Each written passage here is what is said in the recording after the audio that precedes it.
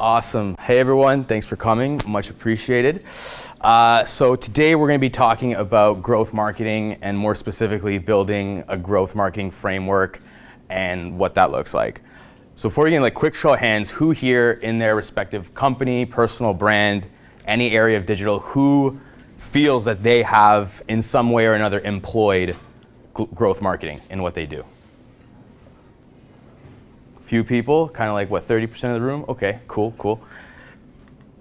So today so when Shane and I spoke, I gave him these 5 different kind of objectives that I wanted to speak about. And he said that's probably gonna take more than an hour. And after realizing, I go, yeah, it's probably gonna take more than an hour. So we're actually gonna talk about these first 2 today, which is setting key objectives and metrics within your growth marketing framework, as well as selecting your growth channels. So where to be present, why you should be there, and how to figure out what those are exactly. And then later on in later sessions, we're gonna look more at actual testing frameworks, conversion tracking, interpreting data, and scaling up our efforts online. Okay, so what is growth marketing? So this is a little bit of a newer term. Kind of started to be a little bit hotter around 2014, 2015 is when I noticed it first started coming out. But growth marketing is essentially taking a highly data-driven and KPI-driven approach to your individual marketing tactics to bring them together to bring an overall growth marketing engine. It's highly optimization-driven, and it's all about figuring out what's the ROI on the individual nodes of my marketing strategy, and when I figure out where the ROI is positive within those nodes, how do I scale them up, and how do I exploit them, and how do I take my number of users, my number of leads, my MRR, my ARR, 10x, 100x by exploiting what those particular nodes are. And by the way, any questions throughout in the middle, happy to answer questions in the middle. I like to answer questions right when they're relevant because two-way discussion is awesome in these kind of things. So setting your KPIs. This is the first really big thing. KPIs, I'm sure you've all heard of key performance indicators. It's more of like a traditional term, but takes a little bit of a different meaning in growth marketing. First thing I want to talk about is vanity metrics. I'm sure a lot of you are familiar with likes, comments, shares. Vanity metrics are also known as engagement metrics. One question I want to address right off the bat is some people say, it doesn't really matter. I have a lot of likes on a Facebook post. What does that actually equate to? So vanity metrics are actually part of the top of the funnel when it comes to building a brand online and actually eventually driving whatever your KPI is or that end objective is of your growth marketing. So it's really about brand awareness.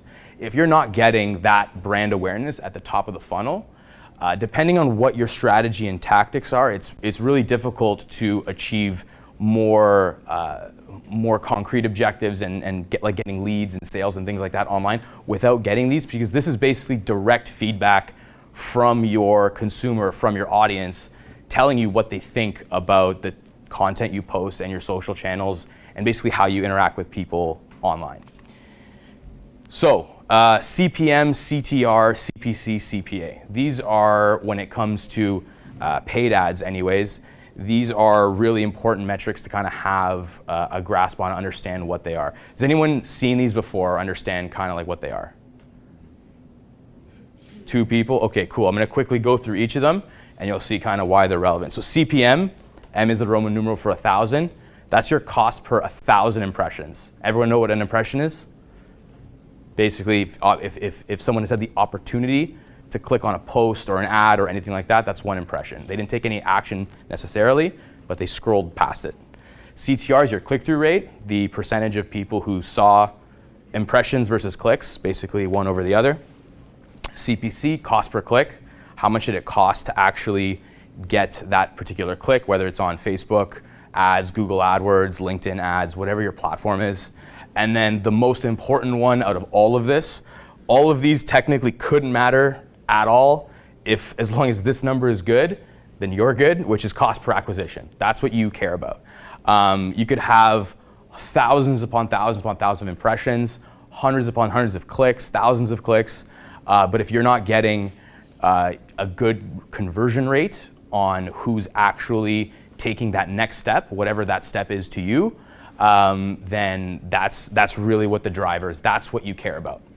What you guys need to do in your individual business is you need to understand, and you can have more than one CPA as well. You can have different types of conversions, right? If you're a B2B business, you probably care about lead forms. That's really important. Someone maybe downloads an ebook, maybe they sign up a lead form to say, I want to be contacted. Maybe you have an automated scheduler on your website and you want to book a meeting with them. Whatever that CPA is, and like I said, you should have multiple of them to determine different levels of commitment in that lead funnel. That's what you really care about, and that's what you need to think about your business. And when you do decide what that is, on your website or wherever the end of that funnel is, the website's really the most common area to be the bottom of that funnel.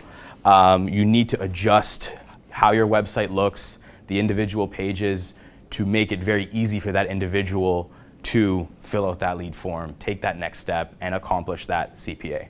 And the beautiful thing about growth marketing, why I love it, is because every individual action is completely trackable now. Using Google Analytics, using Facebook Pixel, using tracking conversion codes in the back end of your website, you can tell exactly who from a very, very, very specific audience took what action on your website.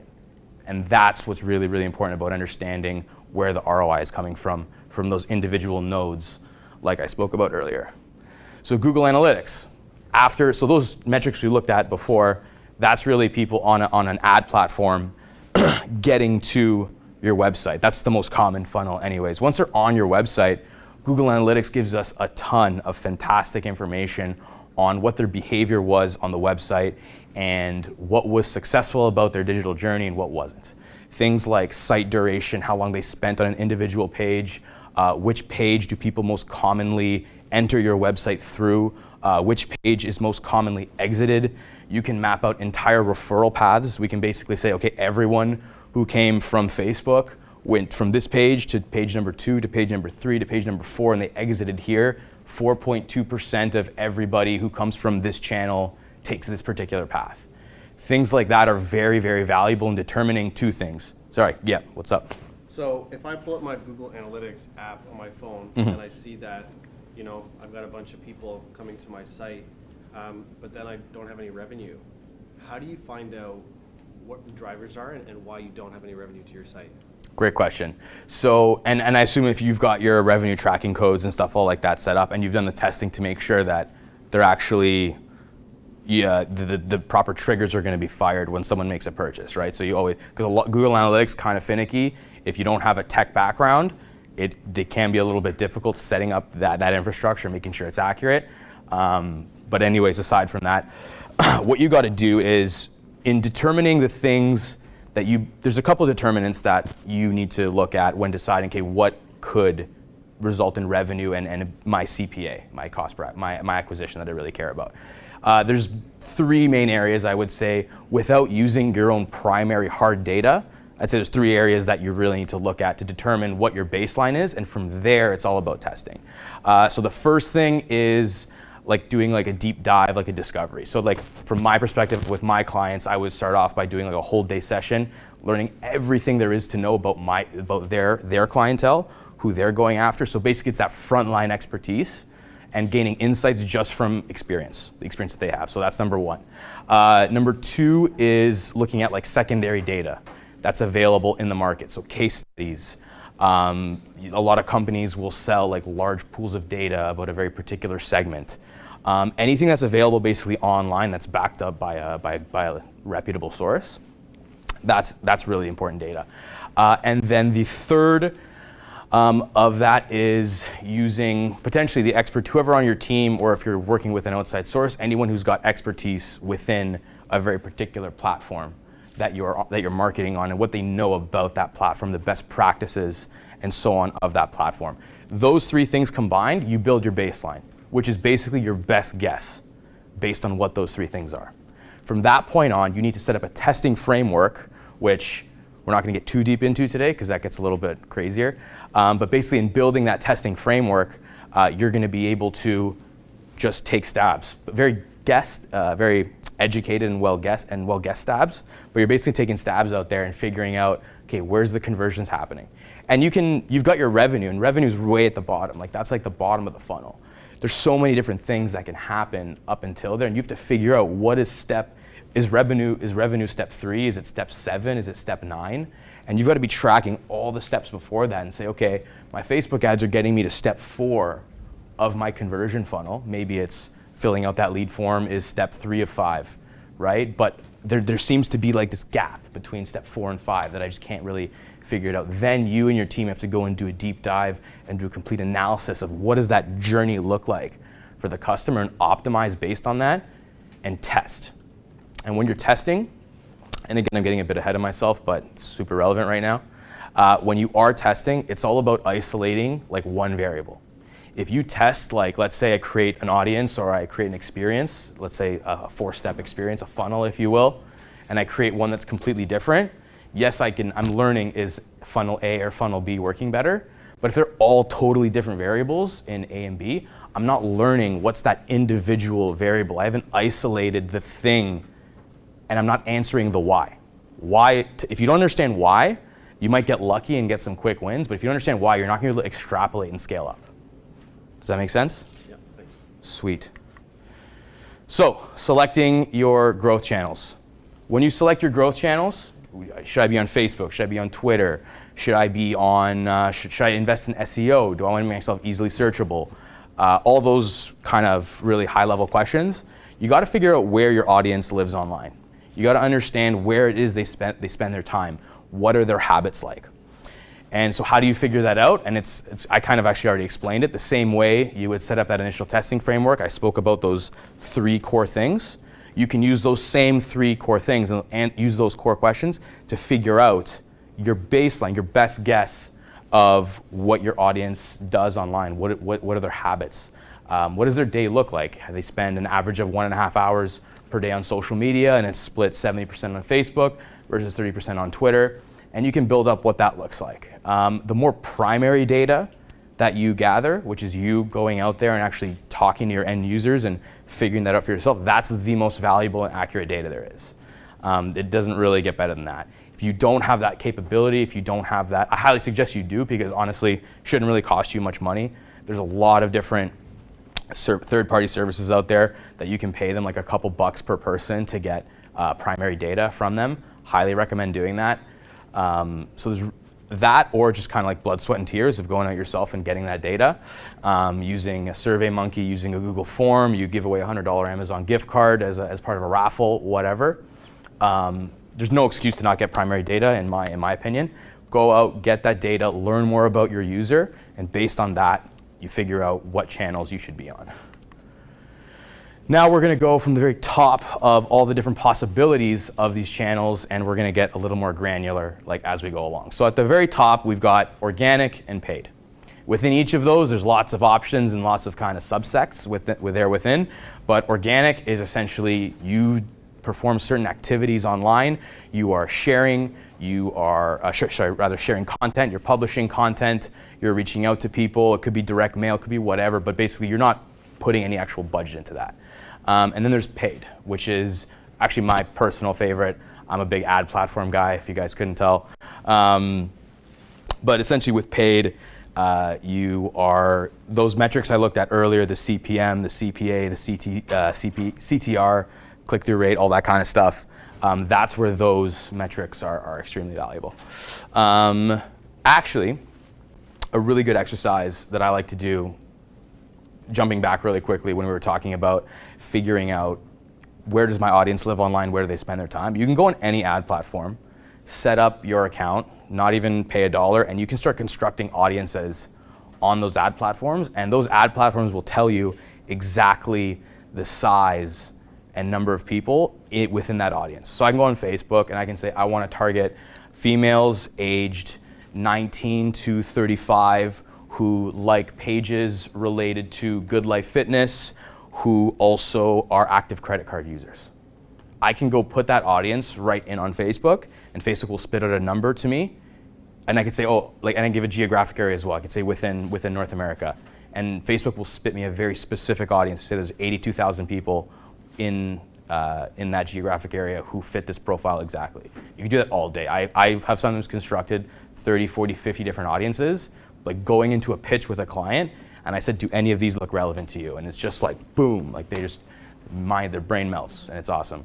But I highly recommend you do that when you're trying to figure out who's my target audience and kind of like where are they online, and where is the population actually there? Is the argument actually there for me to invest in this particular platform? So within organic and paid, your four main kind of areas are your social media, ad platforms, PR, and search, right? Social and ad platforms, we all went through that. PR is probably the most traditional out of this, but we're not going to talk too much about this, but when you're working with PR, it's really important that your PR hooks up with your digital activities very, very well. That means, using the proper analytics and tracking code in your PR to determine whatever traffic I got from PR, whoever clicked on my publication, if I get featured in Blog TO, do I have a way of tracking who came to my website from Blog TO and what were their behaviors from that action? That's like the main takeaway, I'd say, when it comes to PR. And search is, of course, part of SEO, Google, Bing, those kind of platforms. Show of hands here, who on their business-related social media pages posts on social media at least once a week? Okay, how about once a day? Okay, if you're not posting every day, you're not posting enough, straight up. If you're posting, so especially if you're looking at more of an organic strategy on social media, and my also personal philosophy is that if you're doing only an organic social media, it's because you're preparing and saving up budget or raising money to get a paid strategy as well to go on top of your organic strategy. If you're doing anything organically, if you're not posting daily, it's just not enough. You're not going to get enough traction. You're not going to learn things quickly enough. You simply are not, the way that social platforms are structured and the amount of data you can get, you need literally 60, 80, 90 to 100 posts before you can even get like really simple insights. And we're not even talking, major decisions, things like that. Yeah, what's up? If you're on multiple platforms, you have to post daily on every single platform. If you want to learn anything about how your audience exists on that platform and what they like and try and get ROI from that platform, absolutely. So just following up on that point, because that's an awesome point, is what I do with my clients, because obviously it's tough. A lot of you guys are wearing multiple hats and it's insane. Spend 24 hours or 48 hours building 1, 2, or 3 like large pieces of content, like a video or like a 30-page ebook, whatever. And you take these large pieces of content and then you can distill it into 30, 60, 90, 100 posts across various platforms. And you can post the exact same thing across multiple platforms. You should restructure it so that it suits the way people consume content on that platform. For example, if I'm posting a blog on Twitter, I'm probably going to, my tweet, my 140 characters is going to be something relevant, or maybe a highlight point from my blog, then the link to my blog goes to my website. If you're on Instagram, I post my blogs on Instagram all the time, but I'll create a cool infographic on my blog, and then I'll say, for the next 2 days, go to the link in my Instagram bio, and you can check out my blog there. So you just restructure the way those social platforms like to market to their audiences, but you can repurpose things. So, and we've got Hootsuite, we've got Buffer, so many ways to just schedule things throughout the month.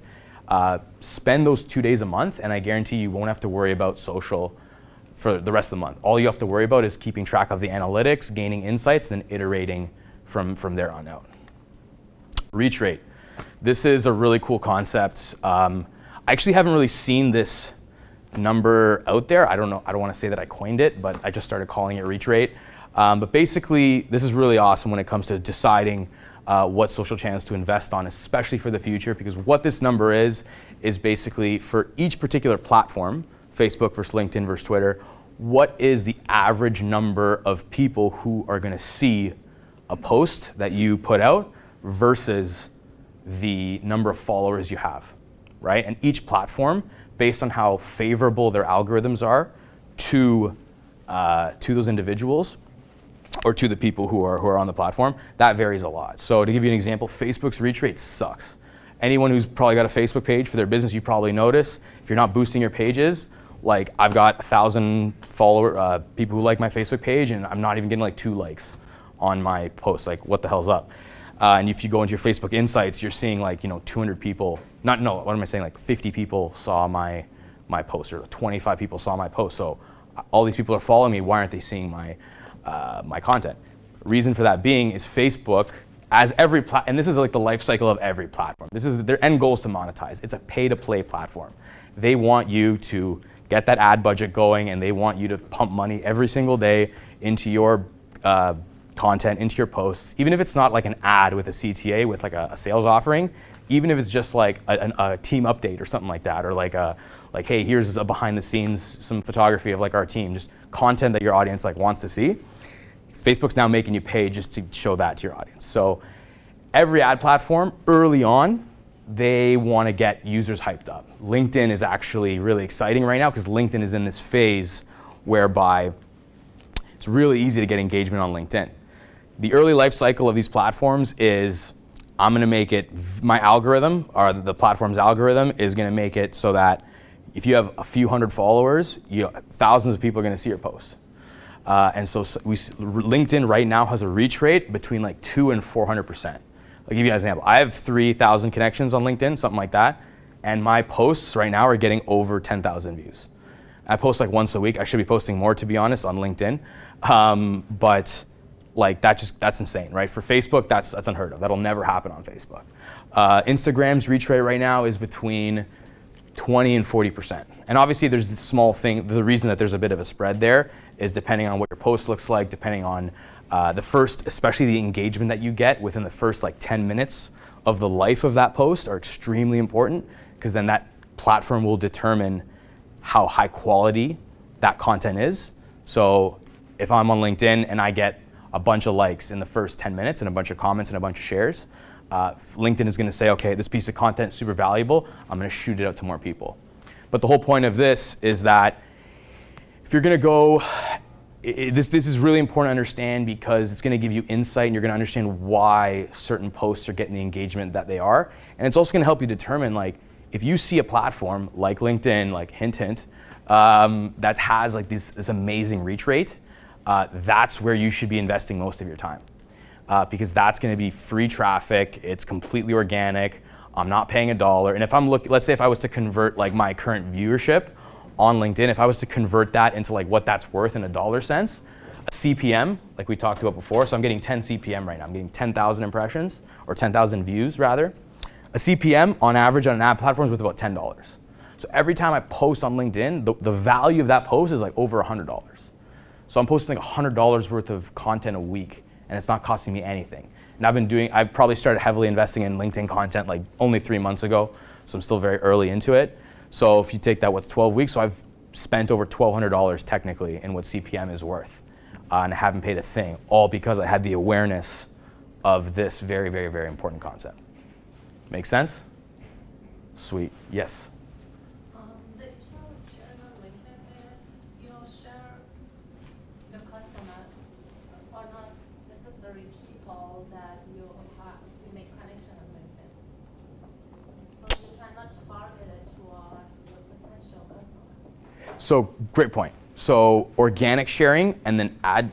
This is another reason I love ad platforms, is because you can be targeted in a way that organic just can't be targeted. There's some very light, I think on Facebook pages, there's some very light organic targeting you can do. You can go on the back end of your Facebook page and you can say like, I want to favor all of my followers who are within this target audience.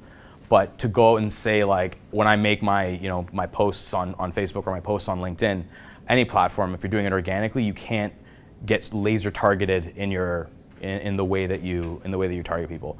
There are some growth tactics that you can employ within those platforms to help you target specific communities, but you're targeting entire communities. You're not so much targeting an individual in that laser fashion. To give you an example, if I'm on Facebook, I probably want to have all my employees, following all the Facebook groups that are related, that my target audience and that my community is present in, and I want them posting and engaging and becoming a thought leader within that online community. Makes sense? And so from that engagement, let's say they're sharing your Facebook page content into those communities and they're giving their 2 cents on it and they're adding a lot of value to those online communities, that's a way of organically targeting an individual. But to your point, it's not laser targeted whatsoever. So you're absolutely right. Who here has a paid budget for what they're doing right now? 1, 2, 3. Okay, nice. We got like, oh, sweet, 7, 8 people. Perfect. So with that page, are you guys using hands up for Facebook ads? Nice, most of you guys, and Google AdWords. Okay, cool. Almost everyone's doing both. So you guys probably understand this, but for everyone else, Facebook ads, and you can replace Facebook ads with like LinkedIn is a really good ancillary platform to that. Twitter is kind of like this as well. But these are much more, I guess you call them interruption-based ad platforms. You're going into people's feeds. You're popping up in kind of a display fashion, whereas Google AdWords and Bing would obviously be ancillary to this. It's much higher intent. People are looking for something very specific, and you are popping up your text ad, your display ad is popping up while they are searching for that specific thing. Quick question, who wants to volunteer to talk about what they're doing really quickly on their Facebook ads, or how they're like approaching it? Yeah, perfect. I was scared no one was going to raise their hand. Facebook ads, we've done a variety of testing, so CPM, we've done for engagement, we've done for conversion, so we've sort of explored all channels. The most successful one is probably lead forms. Nice. So that's just the gist of it. Google, in our industry, just even our CPA is really low for Google as opposed to Facebook. Part of the reason is the algorithm's a bit different, targeted, things like that. So, Cool. And what product do you sell or service? on-demand cleaning services for commercial and residential. Okay, fantastic. So for something like for what you're doing, both are definitely viable, but how you have to think about it is, okay, this is my product, this is what I'm selling. What is going to be the most likely platform where they are in a position to either make that decision or to be someone in a pool of people who, once they have a certain level of brand awareness on who you are, at some point an urgent event or a compelling event is going to happen that's going to drive them to say, oh, so-and-so on-demand cleaning service, I saw these guys online, I'm going to go to them. On Facebook ads, you're not, unless you're like an e-commerce like impulse buy item, a compelling event has to happen in that person's lifespan or in their life cycle in order to actually get a conversion, right? Because it's not high intent, so there's really, they could be in your target audience, but let's say you're selling, let's say I'm a piece of software and I'm doing a B2B targeting on Facebook. I'm SaaS, let's say I do product management software. If you're targeting, let's say you do a job title targeting via Facebook, and I'm all product managers on Facebook, I'm targeting all of them. If they don't have that problem, or they don't have like a compelling event that says, oh, I need to upgrade my current like product stack, it's very unlikely, is my whole point, they're going to click on your ad and convert on that first ad. That's why like retargeting on Facebook is so important, because you need to create like a multiple step digital journey before they convert. Retargeting also works awesome on Google AdWords, but on Google AdWords you're much more likely to have that conversion right off the top, because if I'm targeting product managers who Google, product management software roadmap, for example, you have a pretty good idea of what they're looking for, and you could get that lead form filled in like right when they go and take that step, right? Cool. Let's get into search now. So we've got traditional SEO. Now I'm going to assume, because I'm even kind of like this as well, who feels that they're stronger in like SEO compared to like what they would know about like paid ad platforms? Nobody. Good. You and everybody else on planet Earth. Reason being, SEO, you're basically completely at the mercy of Google's algorithm. For those of you that don't know, that algorithm changes 500 to 600 times per year. So it literally changes twice a day. So any SEO people who are like, oh yeah, I know exactly what's going on with the algorithm, I can guarantee get you to the first page of Google, like they're completely full of it. SEO is one of those industries you gotta be really careful. If you are hiring outside SEO help, get exactly like every single item that they're going to do and every single piece of optimization of what they're going to do.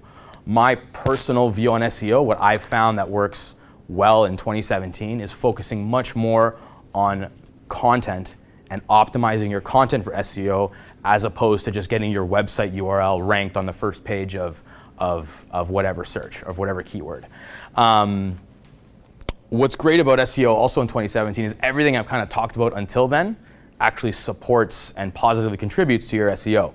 Google has the ability to look at how often your blog on your website, as well as Facebook and all your social platforms. It has the ability to see how frequently you post your blog. And as an example, if you post your blog like once every 6 months on your website, Google's going to penalize you because it's going to, part of its algorithm is, and this is like a well-known thing, it'll say, okay, so-and-so doesn't really treat their blog all that well.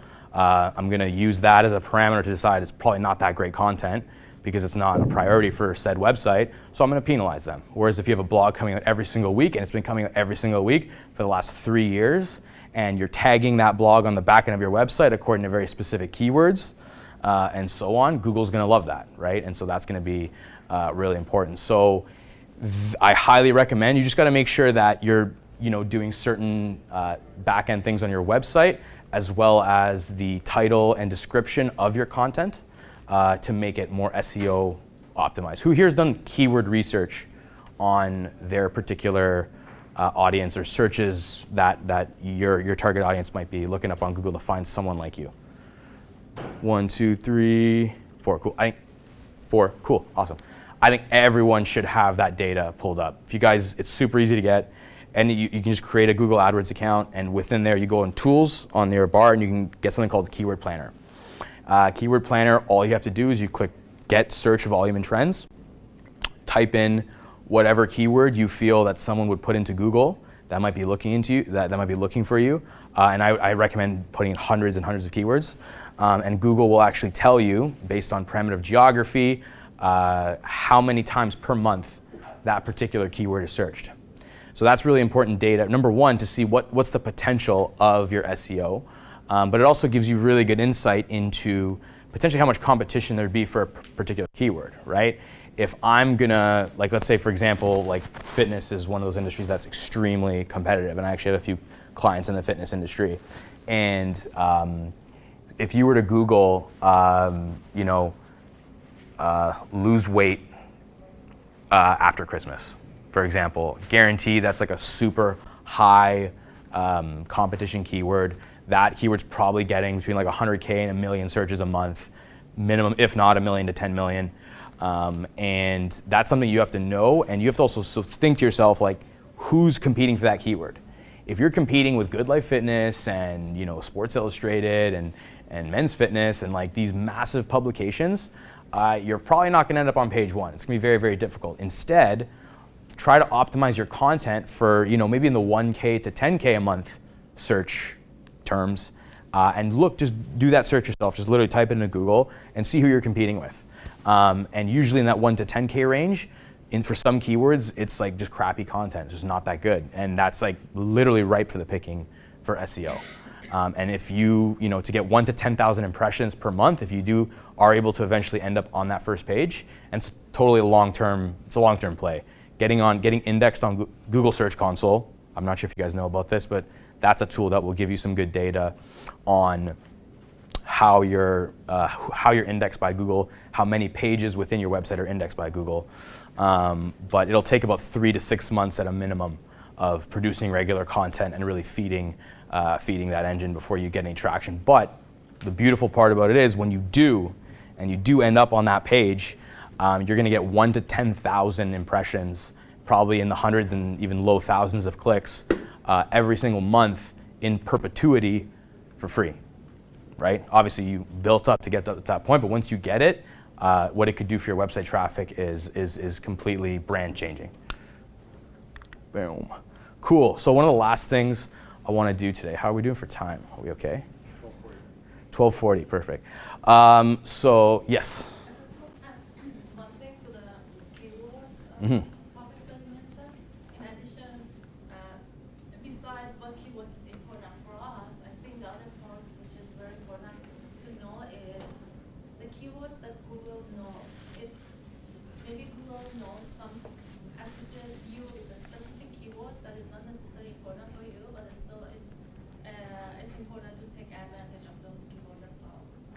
So you're talking about like an indirect keyword, so something that's For example, in our case, what we have is a sun safety wearable device. Okay. And we are publishing blog posts on it bi-weekly, and we find out Google knows us for the main two important keywords that Google knows us. It's sun allergy and sun safety in Asia.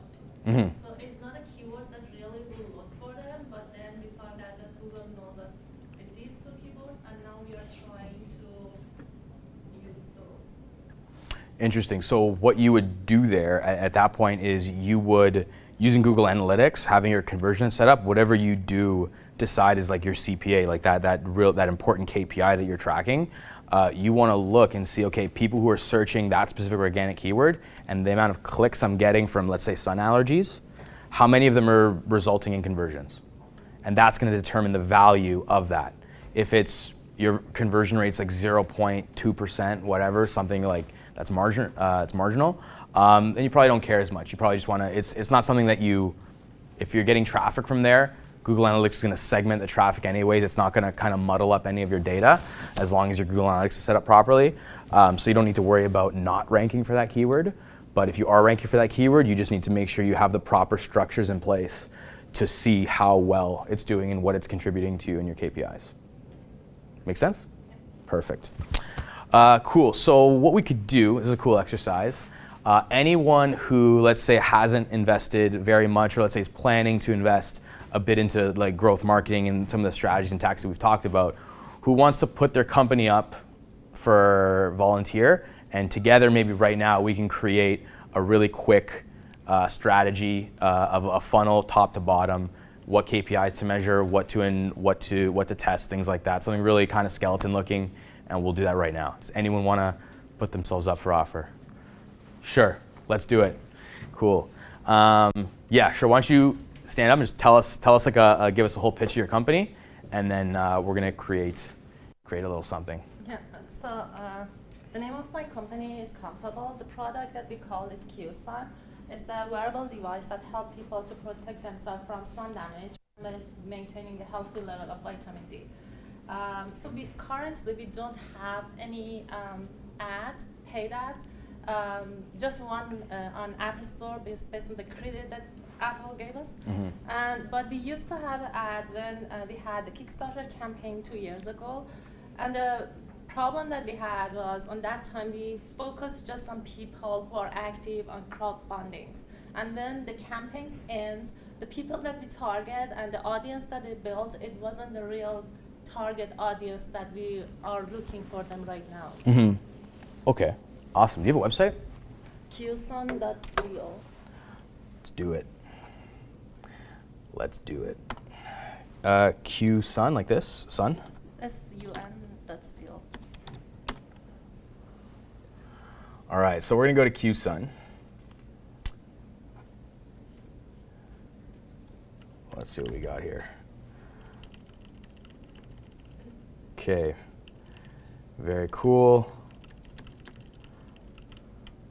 Awesome. So this is a really good page because we've got some of our target markets kind of right within here. Anyone who's active, who's outside a lot, people who are more vulnerable to a lack of vitamin D. So you've got youth, you've got the elderly. There you go. We got 3 target markets right there. In terms of, so kids that are obviously too young, let's say under the age of, I mean, it's getting younger and younger all the time, but let's say under the age of like 8 or maybe 10, it's probably not relevant to do any kind of targeting them online. And as for the elderly, you can probably capture the younger cohort of the elderly. Anyone between, let's say, I'd say 55 and 65. You can catch them on platforms like probably Facebook would be the main one that you might be able to get some traction there. But thinking about it a little bit more, there's usually a set of individuals who are responsible for these types of individuals. So maybe you want to be targeting either like young parents or as well as parents with a set of grandparents in the family who are a little bit older. You got quite a few audiences that you could test there. So looking at the top, does organic make sense? Does paid make sense? They both absolutely make sense. There is all kinds of searches, I guarantee, and you'd go and you'd pull up the keyword data on what that looks like to get actual validation. But there's anyone who searches vitamin D deficiency, fixes for vitamin D deficiency. This solves a problem that doesn't have in the mainstream an innovative solution like this. So you have all kinds of searches going on to try and solve that problem. So you have people searching for a problem and they're going to stumble on a solution they didn't know exists. So organic, absolutely. In terms of paid's going to be really big for brand awareness, but I think Google AdWords here is going to be huge because, like I said, you have a very obvious problem and you have a very innovative solution. So Google AdWords mixed with an organic strategy is where I would first go. Absolutely. Also, Facebook's great in if you do have the budget, and obviously this isn't in a perfect world, but just for brand awareness, Facebook and Instagram ads are fantastic for brand awareness because people just spend time on those platforms. And you can actually test. We talked about those vanity metrics earlier. Those vanity metrics, I use those as a test for an early test for audiences, especially if you have a really small budget, $3, $4, $5 a day for one particular ad. If I put out some content on this, let's say one of your blogs, those vanity metrics are going to tell me how much a particular audience is interested in that content, and then from there I can use those audiences, retarget them later, and try and get conversions out of them. So organic and paid makes a whole lot of sense. If you click on the blog, you can see the blog post. Yeah, totally.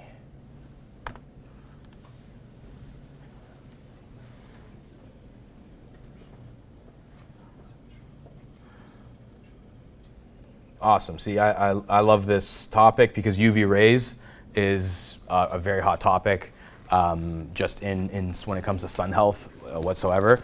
And so this is a blog right away. I would go on Facebook. I would go, and obviously Facebook and Instagram ads, they're run from the same platform, right? The same ad platform. So I would go and I'd start off with, and this again depends on your budget, $5 a day is a pretty solid place to start. That's kind of the baseline you need to get actually valuable data. So let's say you're getting about 500 people on average seeing that particular ad per day. And I would create maybe 5 different audiences, and I would start boosting content like this blog to each of those 5 audiences. And I'd do that for about 3 days. And after those 3 days, I do an analysis of my vanity metrics. How many likes do they get? How many comments do they get? How many shares do they get? Especially comments and shares. Those are the best indicators in terms of how interested someone is in a particular type of content. With comments, you get people's sentiment, you get actual two-way feedback, which is probably most important, one of the most important aspects of social media is learning things from your audience based on facilitating that two-way communication. And so yeah, I think that would be something that would be definitely worthwhile. And so what are your, let's talk about your KPIs quickly. So can I buy this device right from your website? So right now we run out of inventory of the first generation that we had. We are working on the second generation. We are going to launch in 2018. So since we don't have any inventory right now, it doesn't make sense for us to have a paid ad. And the other thing is, if we focus just on the sun safety part, it's somehow a seasonal product. So the chance that they get excited about our ad in the season that we are right now is so low, unless we want to promote it in Australia. It is what we are doing for the App Store ad currently. Okay, cool. So what I would do in your situation, kind of the first thing that popped in my head, having a product out of inventory is sometimes a great problem to have. It can be very positive for a brand. So you want to let everyone know that you're out of inventory and that you have more inventory coming at a specific date. And what you can actually do is leading up to that, you can have kind of like a second generation launch. I'd be collecting email addresses to let people know about the launch. Let's say at the end of your blog, you should have some kind of CTA that leads to... We have it at the end of all pages. Perfect. I would, and this is also one of those things, like collecting email addresses is a little bit of an art. The way your landing page is set up, the different types of CTAs that are on your page, those are things that you can A/B test as well. But I would be collecting email addresses leading up to that launch, but make sure that the call to action there is, we're having our secondary launch on this date, and you're leaving your email address with us because we're going to let you know when it's ready. right? So that's a very highly targeted customer. An awesome tactic, and I'll just kind of be the last thing I talk about on this, but an awesome tactic, okay, sweet, beautiful. Fantastic tactic when you have email addresses. Anyone ever heard of what's called a lookalike audience? Probably heard that word before. So when you upload, you've got custom audiences, you've got lookalike audiences. Lookalike audience, you can basically take one of several different parameters. The most commonly used one is you can take a custom audience, and Facebook's algorithm will create a lookalike audience to find more people on that platform and that have a lot of similarities with this other audience that you already have. So if you got 100 emails, 100 is the minimum that you need to create a lookalike audience or rather a custom audience, then you use the lookalike audience to create this new audience. When you have 100 emails, you can upload them into a custom audience, and then Facebook is going to create this lookalike audience, and it's going to create, it's awesome because you collected those emails based on a very specific CTA. You know what they're looking for, you know they have a specific interest in your product, and your click-through rates, my predictions, your click-through rates and your engagement rates on those lookalike audiences would be fantastic. Just I have one question. Is it any chance that hackers want to add fake emails here? Because someday I get 100 emails it seems in just a couple of minutes. Yeah. So I don't know how much I can trust on the emails that I have and which one are good emails and which one. For sure, and those spam emails are very common. Like what I would do is, depending on if you got thousands of emails, then I would use like a third-party tool to basically go in and you can basically get what's called like email. I forget the actual word for it, but it'll basically give you a quality score on each of those emails. It'll go to LinkedIn, it'll go to Facebook, and it'll see where those emails are present on those platforms. And if it can't match up to any platforms, it'll unverify it or verify it. So that's what I would do there. And it's a very common thing, to be honest. I have never had a client that hasn't gotten some kind of spam email through the website.